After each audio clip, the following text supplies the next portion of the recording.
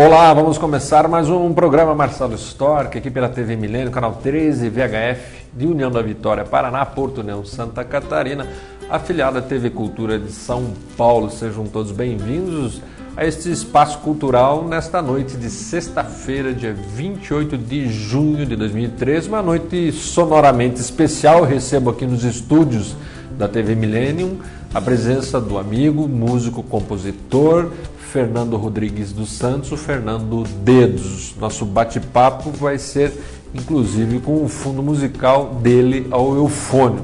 Bacana, um instantinho só, estaremos de volta oficialmente começando o programa de hoje.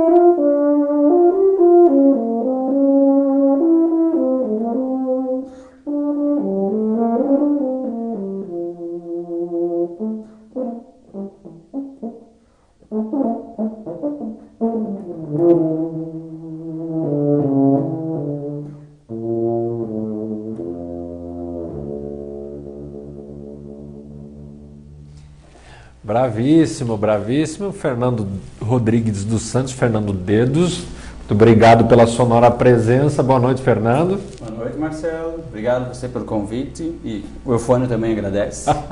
Claro, esse instrumento que o Fernando, inclusive, é um dos principais representantes hoje no mundo. Nós já vamos explicar um pouquinho do instrumento para você que está em casa, mas primeiro matar a curiosidade. Você iniciou o bloco tocando um choro puramente, tipicamente brasileiro, de Pixinguinha, que é um choro muito nostálgico, que eu adoro, chamado Naquele Tempo. Na verdade, um trechinho do choro, é claro, o choro é uma peça que eu gosto muito. Bacana. Fernando, para quem não lembra de você aqui nas nossas cidades, porque está um tempo fora nos Estados Unidos, rememorar, você ficou até que ano aqui em Porto União da Vitória? Eu fiquei até em torno de 2002 para 2003. Na verdade, entre os anos 2002 e 2003, eu já estava me mudando para Curitiba. Eu comecei a ir para Curitiba juntamente com alguns colegas da banda Marcial dos Santos Anjos, que eu tocava, e até mesmo através de alguns contatos da Banda By Brasil, que era a banda de baile que eu tocava. Eu me mantinha a minha presença na Banda By Brasil, porém já indo para Curitiba. Então, em torno de 2003, mais ou menos. Eu mudei oficialmente, eu acredito, 2002. Você se formou em composição e regência pela Embap? Isso, eu tenho essa formação que é um curso conjunto de composição e regência, que foi feito pela Escola de Música e Belas Artes do Paraná, que é uma universidade estadual. Certo. Olha, se a Unespar funcionar, esta escola, inclusive, pode vir à União da Vitória com uma extensão futuramente, com cursos gratuitos nessa área que o Fernando acaba de nos falar, composição, regência e outros N cursos na área musical. O Fernando é musical de nascença, né? E aí, dentro dessa atividade de bandas aqui na cidade, principalmente na parte de sopro, né? Porque ele também é pianista, né? Você escolheu o eufônio, ou acabou acontecendo o eufônio para você. Vamos falar do instrumento que você inclusive hoje é endorse da Adams, já vamos falar disso também, que é uma empresa de renome internacional que constrói instrumentos e hoje constrói os instrumentos, o eufônio, com base nas informações técnicas do próprio Fernando. O que é um eufônio? Bom, o eufônio, primeiramente no Brasil, ele é o querido bombardino. Certo. As bandas, se você não conhece, a gente sabe que nas igrejas ainda se chama muito de bombardino, e se chama muito de bombardino no exército, pelos músicos militares, no cenário militar. E eufônio, na verdade, é um nome atualizado que foi trazido para definir esse tamanho específico de instrumento. Na verdade, não é errado chamar o eufônio de bombardino. Certo. Porém, talvez seria um erro chamar os bombardinos em geral de eufônio, porque o eufônio classifica esse tamanho de instrumento que eu estou na mão. Então a gente tem o barítono, que é um pouco menor, e o eufônio, que é da família das tubas, na verdade da família do saxhorn, que é um instrumento que foi projetado na Áustria, porém com muitos similares na mesma época, na Itália, inclusive, com o nome de bombardino. E veio para o Brasil com as bandas militares e entrou no cenário de música gospel, que seria música de igreja, e foi para as bandas civis e militares. Então é o mesmo instrumento, um instrumento que trabalha na extensão tenor, vocal, uma extensão natural. E o nome eufônio, inclusive, significa belo soar, que vem da palavra grega euphonos, que é belo, fonos, de fonia, de som, por essa característica de um timbre mais doce. Certo. Ele, naturalmente, né, na terminologia inicial, ele é escrito com E-U-P-H-U-I-M, perdão, P-H-U... Seria E-U-P-H-O-N-I-U-M. Claro. Esse é o nome em inglês, na verdade. Porque mas quem aportuguesou para eufônio foi você. Foi um dos que pertenço a uma nova geração de eufonistas que está então buscando a modificação desse nome, assim como aconteceu, por exemplo, com o trompete, que é o instrumento menor dos metais, de timbre agudo, de textura mais aguda, e ele tinha o nome de pistão ou pistão, no Brasil. Ou alguns nomes diferentes, e aos poucos, através da academia mesmo, que já é um pouco mais antiga que do eufônio, ele foi formalizando a nomenclatura de trompete. Então, os britânicos oficializaram essa nomenclatura, certo, na década de 20, mais ou menos, e isso os portugueses, espanhóis e latinos de língua espanhola em geral e língua portuguesa estão começando a utilizar eufônio com F por agora. O que eu fiz foi anexar oficialmente num disco que eu gravei como eufônio. Eu quero assumir e parar de escrever, por exemplo, em PH, como se escrevia farmácia, lembra? Com certeza. Olha, toda essa junção aí é que possibilitou que o Fernando conseguisse os incentivos necessários, inclusive da família, para ir a Pittsburgh. Falei certo? Falou certo, exatamente. Pittsburgh, nos Estados Unidos, onde ele cumpriu e já se formou. Vocês estão vendo aí uma fotinho em cima aí, é a foto da formatura do Fernando no mestrado dele. Fala um pouquinho disso. Como aconteceu o mestrado em Pittsburgh? Inclusive a foto, uma coisa muito interessante de mestrado lá, é que nos Estados Unidos eles mantêm essa tradição de formaturas e eventos, o que a gente não tem no Brasil, por exemplo, em eventos de mestrado, doutorado, pós-doutorado, eles têm toda essa solenidade, formalidade, que foi uma experiência interessante para mim, só para explicar da foto, a gente vê todo o trajeto. Não é o uniforme da banda, não. O que é muito legal. Mas enfim, então eu morei em Pittsburgh, que não é São Petersburgo, da Rússia. Tem Pittsburgh, que é a cidade considerada a cidade de melhor qualidade de vida entre as grandes cidades dos Estados Unidos. Foi uma experiência muito interessante, não somente no ponto de estar fazendo mestrado, mas estar morando em outro país. Acho que isso é muito válido deixar assinado isso, assina embaixo o fato de que morar fora para estudar uma determinada área, na verdade está 100% ligado com o fato de você estar vivendo em outra cultura. Então acho que para o músico eu acabei aproveitando 50% da vida e 50% do curso. A oportunidade para mim foi interessante pela estrutura que os Estados Unidos nos fornece, em questão de facilidades, eles chamam que são os prédios, cada departamento tem o seu prédio separado e é tudo muito bem organizado, muito bem estruturado. Então, isso eles estão, acho que em primeiro lugar no mundo inteiro, no quesito de academia de universidade. E outra coisa interessante que eu descobri fazendo mestrado é as saudades do Brasil, porque o Brasil é Brasil, né? Nosso talento, nossa música e etc. Não encontra-se em lugar nenhum a diversidade cultural brasileira que foi gerada no Brasil. Então, para mim, o principal foi estar aproveitando essa questão do mestrado na minha área de eufônio e tentar misturar a minha pesquisa, que é em música brasileira, com o que eu estava aprendendo lá. Eu tive muita liberdade, tive sorte, então, mais ou menos por esse ponto. Agora, do mestrado surgiu uma surpresa, e eu não apresentei assim, mas estou a par, né? E eu quero deixar claro que muitas vezes, pela amizade que eu tenho de longa data com o Fernando, e até pela minha atividade musical, às vezes eu sei, mas eu tenho que fazer a pergunta porque eu represento você do sofá. Então, às vezes, eu estou aqui como jornalista nesse momento e não como maestro, né? Eu não quero interferir no diálogo, né? Mas eu não contei na abertura, mas o Fernando do mestrado pulou para o doutorado. Foi uma surpresa, inclusive para ele. Mas nós vamos falar disso no próximo bloco, porque nós vamos sair deste ouvindo mais um pouquinho do Fernando no eufônio. O que toca para nós agora? Eu toco um trecho final de uma peça solo que eu escrevi para eufônio, que chama-se Rabecando. Então é o trecho final de uma peça chamada Rabecando.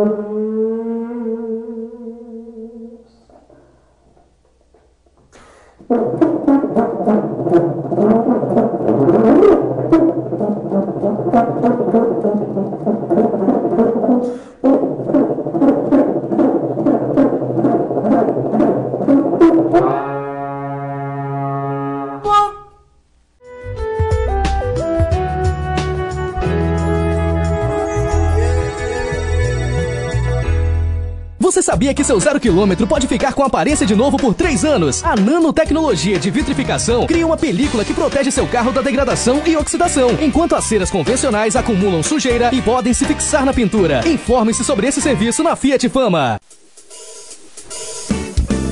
Muito mais variedade, muito mais comodidade. Supermercados Glória já conquistou a cidade. Restaurante, lanchonete, hortifruti e açougue. Qualidade no que faz. Porque o Glória é bom demais. Supermercados Glória.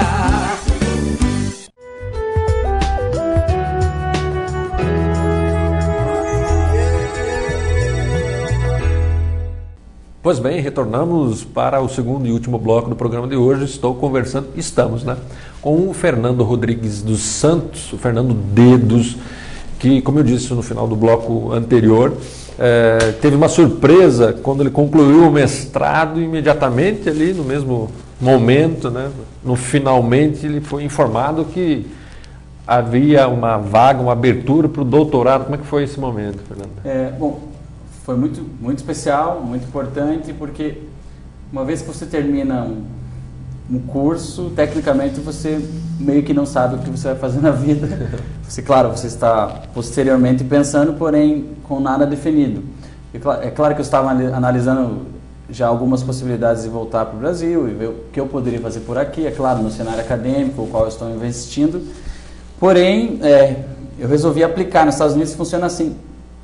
É um pouco diferente daqui, porque eles não têm vestibular nos Estados Unidos, como a gente tem no Brasil, para entrar nas universidades.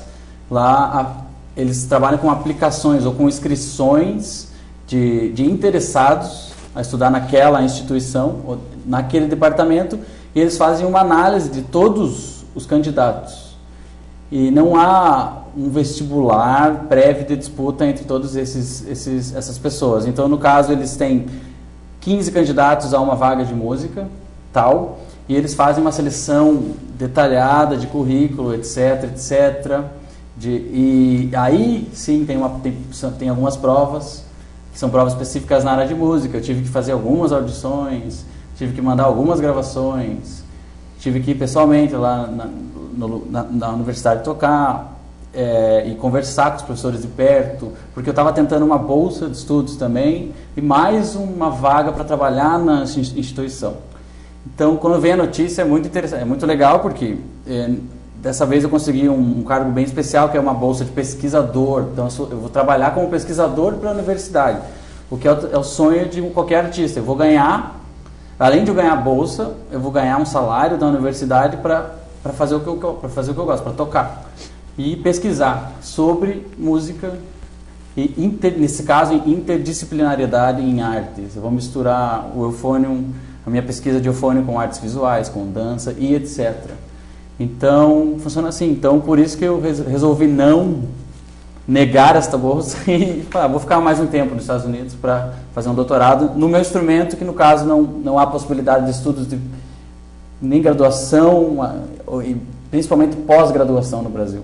Que bacana, fantástico, né, gente? Olha, é só mais um exemplo, né, de quanto vale a pena a gente investir nisso, inclusive aqui em nossas cidades. Vejam onde o Fernando chegou, nas cidades que agora recebe o Fernando como um músico de fora, mas é um músico que saiu daqui também, né? Então é uma via de duas mãos. Obviamente o Fernando traz agora toda a informação, inclusive no dia 21 de julho deste ano, agora, 2013, o nosso instituto, o Instituto Sempre Incentivando Música, vai realizar a estreia de sua banda sinfônica. Tudo certinho, o Fernando vai estar presente musicalmente, ajudando a gente a tornar esses momentos ainda mais importantes, porque a música, afinal de contas, como você diz, né, a linguagem universal, né? Estamos falando sempre a mesma língua em todos os sentidos. E aí, numa analogia verbal mesmo agora, como foi a língua, o inglês, vamos sair da música e vamos para essa sua vida em Pittsburgh. Olha que interessante, o Fernando não está assustado com a enchente não, lá, porque lá eles lidam diferente, parece. Vamos falar disso, né, Fernando? Você sabe que eu me senti um pouquinho em casa, porque apesar de já estar 10, 11 anos, eu estava fora já de União da Vitória, mas Pittsburgh, ele tem um formato, onde eu morava, tem uma cidade que tem um formato similar. Uma cidade que tem, ao invés de ser um U, é o cruzamento, na verdade é um rio que se chama Rio Ohio, que se separa em dois rios. Olha só. Que tem dois nomes indígenas, são Monongahela, bem índio-americano, e Allegheny. São dois rios, então ele forma um tipo de Y, como se fosse uma bifurcação, lógico. Certo. E então a cidade, o centro da cidade é localizado nesse V. E a cidade se espalha aos arredores. Então, uma grande diferença é o tamanho. A cidade é bem maior. Ao invés de ter poucas pontes, nós temos 3 pontes, 4. Estamos indo para a quarta. Eles têm, a cidade com o maior número de pontes no mundo. Eles têm quase 460 pontes. 460? Vamos parar de brigar pelas pontes aqui. É americano, né? Mas eles têm mania de construir as coisas para facilitar ao máximo as coisas. Então eles fazem uma para ir, uma para voltar. Tem uma ponte por rua. Inclusive a ponte da 10ª Avenida, a ponte da 11ª Avenida. Pontes relativamente bem grandes. Inclusive eles estão... Pittsburgh é a cidade do aço. A Pittsburgh foi o que seria o Bill Gates de hoje, mais ou menos, um grande sheik, uma coisa relativa. Que chama Andrew Carnegie. Ele foi o homem mais rico do mundo na época, há mais ou menos 100 anos atrás, um pouco antes do Roosevelt, aquela linha. Ele foi um dos grandes homens americanos da grana por causa da indústria do aço. Então era conhecida como cidade do aço. Certo, bacana. E olha outro detalhe em relação ao terras cheias, lá acontece, sim, tem bastante inundação na própria cidade, que se resolveu como? Eles reconstruíram os prédios e na parte de baixo dos prédios, das casas, isso pode ser tomado de exemplo, foi destinado exclusivamente para os estacionamentos. Quando enche, em devidas partes, ao invés de subir então para a cidade, eles sobem na parte de baixo. Claro, isso tem um pré-aviso, eles têm toda uma tecnologia de prevenção, onde ninguém estaciona e a água pelo menos entra dentro dos estacionamentos. Foi construída também uma barragem. Na verdade, eles refizeram as bordas dos rios. Se perde-se um pouco do natural, aquela coisa da borda, de chegar no rio. Da margem, né? Da margem, mas eles puxaram, eles devem ter aterrado tudo em volta. Eles trabalham bastante com isso. Deixou um pouquinho com gosto de Porto União e não da Vitória. Mas e o gosto da comida? Como é que você está se virando? Tem uma fotinho dele, lá tem uma pizza, tem uns franguinhos. Como é que é isso lá, Fernando? Então, a minha resposta, que já está na ponta da língua da coisa, qual é a coisa que você sente mais falta no Brasil? Comida.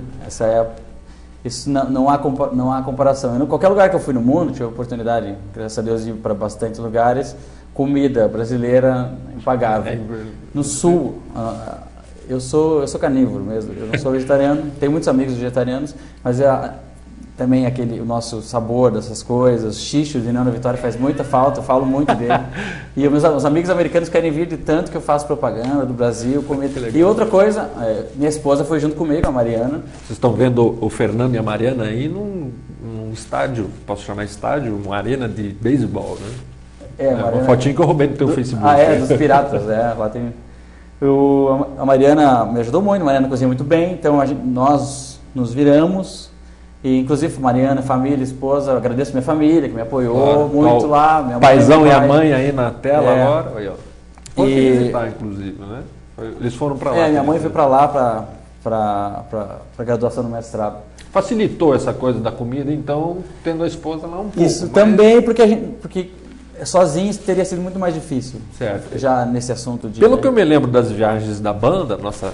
extinta na nossa administração, banda Marcelo Santos Anjos, depois virou Sinfônica, agora ela migrou para o seu próprio caminho, que é o Instituto Sim. Eu repito, dia 21 de julho, às 11 horas da manhã, no Cine Teatro Luz, nós estrearemos este grupo. O Fernando era bem friorento. Eu tenho uma foto sua aí, com a Mariana de novo, embaixo de neve. Rapaz, você pegou isso em Pittsburgh mesmo ou é outro local? É Pittsburgh mesmo. Neva assim lá? Neva assim lá porque... nós estamos próximo ao Canadá, então é bem ao norte dos Estados Unidos, o que já está mais próximo ao Polo Norte, consequentemente. Não faz as temperaturas tão abaixo de zero quanto no Canadá, mas nós chegamos a pegar temperaturas de menos 18 graus centígrados, mais ou menos. E a grande diferença é que no inverno se mantém a temperatura, não é que nem aqui, por exemplo, 2 dias atrás estava muito frio, mas aí vem o solzinho no meio-dia, que tranquilo, dá uma tranquilizada. Lá pode ter sol no meio-dia, pode estar forte o sol, com o céu limpo e ainda continua menos 7 graus, como se fosse uma geladeira mesmo. É bem legal, é interessante, assim, mas a neve atrapalha muito, porque a neve fica durante quase 5 meses, é muito tempo. E atrapalha no instrumento, de algum modo, a afinação baixa? Como é que é isso? Então, todos os prédios, as construções para se fazer música são muito bem preparadas. Então, acústica e tecnicamente. Então se sofre, na verdade, muito menos que aqui. Eu acredito que o americano ia ter muitos problemas aqui, ter que se virar nos 30. Porque ele está tão acostumado com ter um bom instrumento em mãos, ter um bom teatro. Eu tocava em teatros de escolas, eu fazia cachê quando você trabalha como músico convidado, com um grupo de metais profissional. E o grupo faz turnês em teatros de escolas, de segundo grau, ensino médio, etc. E, pra você ter uma ideia, o tamanho dos teatros de escolas comuns, assim, aí a estrutura de cada teatro desses.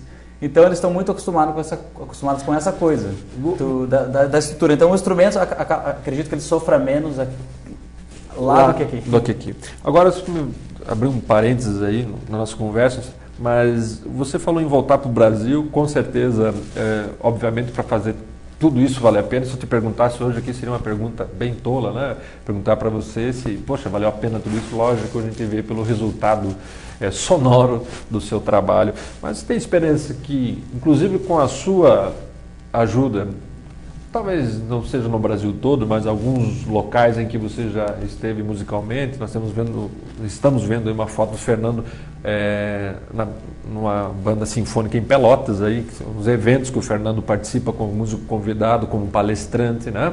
Está a convite da UNC de Porto União, que agora tem um curso de música, né? Habilitação em música, licenciatura em música, perdão. para palestrar, vai estar em Cascavel nesse mês de julho, quer dizer, aonde você coloca o pé? Você acha que é possível trazer um pouco dessa consciência em relação a prédio, estrutura musical para o Brasil? Eu acho que é possível. A minha vontade é muito grande de retornar ao Brasil.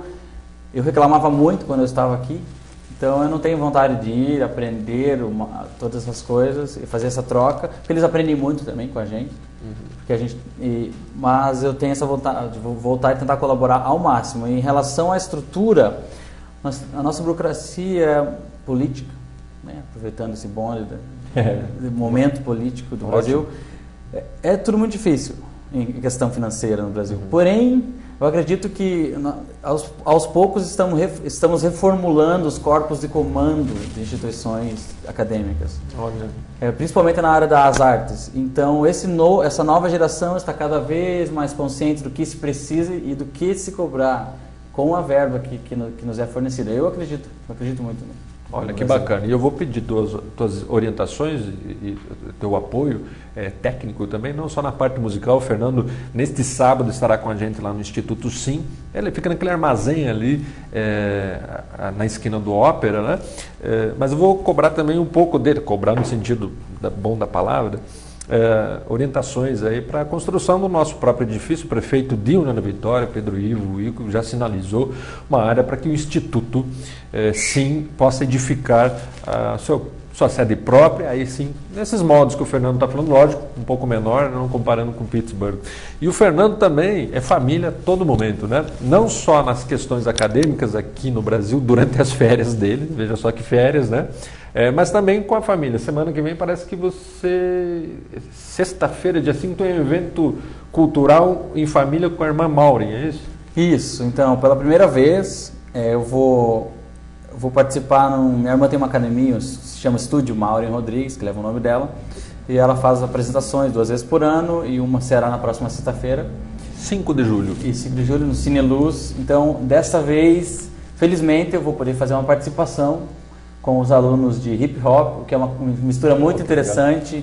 Eu tenho um trabalho também de pesquisar sonoridades diferentes no meu fone, então eu vou estar aplicando um pouco disso, tentar misturar com as coreografias dela de hip hop. E Mariana Batista, que é minha esposa, que é a bailarina do meio da dança moderna, dança contemporânea profissional, também estará dando algumas oficinas na cidade e também participar junto com a Maureen. Elas vão estar dançando, eu vou trabalhar na trilha um pouco juntos, estou gravando o pessoal, fazendo umas montagens. Fazer melhor, o programa Marcelo Stock vai acompanhar e mostra na quarta-feira da outra semana isso aqui na TV Milênio, está combinado. E como se sabe, a TV Milênio está aí com essa parceria com a Uniguaçu, estamos adquirindo o sinal de satélite para que nossa programação vá a toda a América Latina, não apenas no Brasil, né? E nós temos aqui já na pauta de programa, já entreguei para a direção, a possibilidade de abrirmos o primeiro programa de bandas, orquestras de fanfarras em TV no Brasil, produzido aqui pela nossa estrutura. Logicamente, o Fernando vai estar sempre junto com a gente. Fernando, eu quero agradecer imensamente a presença aqui. Só criticar a caneca que você escolheu lá na... Pode mostrar para o meu... Ele escolheu a do Flamengo. Disse que prefere no lugar do copinho ainda cristal, ele prefere a caneca porque é mais fácil de segurar, né, Fernando? E agradecer de coração por toda a forma musical, por toda a forma de amizade que nós temos. Essa coisa não para, né? A gente está no meio de banda musical, a gente fica vendo as fotos antigas, lembrando, mas também olhando para frente. Foi um prazerzão revê-lo, agradeço aqui a presença e vou pagar teu cachê, aspas, né? Com um xixo lá na minha casa, agora depois da gravação, para que a gente assista o programa lá e você mate à vontade do xixo de Porto Leão da Vitória. Obrigado, Fernando. Eu é que agradeço, muito obrigado. Fico feliz em saber que as coisas estão caminhando e sempre estarei colaborando na medida do possível e dando o meu melhor para isso. Ótimo. Lógico, quem está em casa vai querer ouvir mais um pouquinho. Ele falou de ruídos. No final do bloco anterior, quando ele tocou um pedaço do Rabecano, vocês perceberam que ele, com a própria voz, conseguia até reproduzir aquela coisa da roda do carro, de boi, daquele som fantástico, né? Com um instrumento, que ele na Adams, como eu disse, ajuda a construir. Para finalizar, você vai mostrar um pouquinho do que você vai tocar sexta-feira no evento com a Maureen, é isso? Isso, eu vou tocar um pouco chama de groove, que é para para dançar, por exemplo, black music em geral, hip hop é um tipo de black music. Eu vou tocar um pouquinho desse groove para terminar o programa. Mas como eu quase não gosto de falar, para não atrapalhar no final e deixar você encerrar, eu vou me despedindo daqui. Eu fico por aqui, vocês fiquem com Deus e até a próxima, mas fiquem também com o som do Fernando Dedos.